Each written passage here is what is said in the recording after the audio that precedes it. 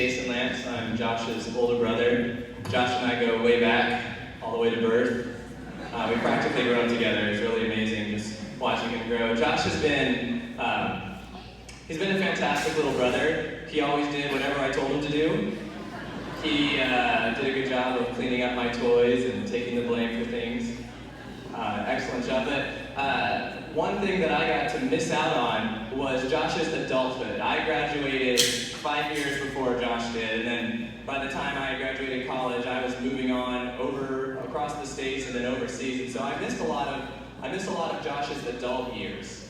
And so it's been really great coming back and getting to see just how much he has grown into a young and responsible man. And I attribute a lot of that to you, Kasha. Thank you very much. You've done an amazing job. I look forward to see what else you can do with him. But one thing I want to share, see, when I was back in the States in 2016, I was meeting with Josh at Chick-fil-A, because that's where I love to eat. And I asked Josh, hey, are there any girls in your lives right now? I wasn't really expecting anything.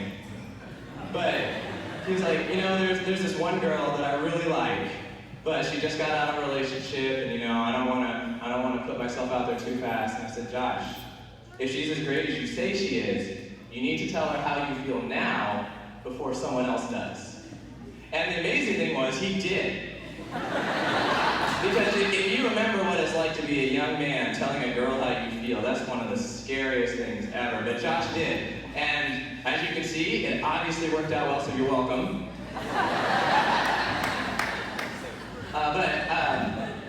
So I'm really excited for you guys, and for you, Mary and Ben, as well. I'm really excited that you're part of our family, and so I just want to share 2 pieces of advice I have. I've only been married for 13 years, but I feel like there's a couple of lessons that I've learned that will benefit you both. And the first one, just to echo Hamala's words, is to be humble.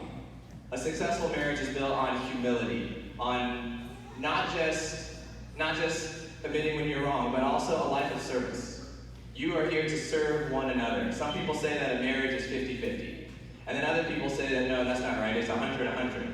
But the truth is, if marriage represents Christ's relationship to us, then your marriage is 100-0.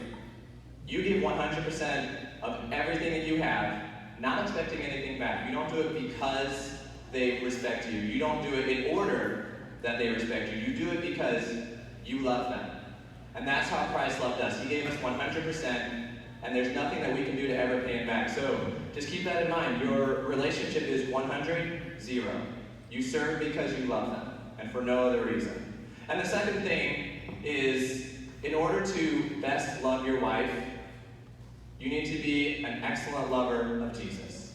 The more you focus on your relationship with Jesus, the more you grow in knowledge of who he is and the love that he has for you, the more that fills you, and it bleeds over into every aspect of your life.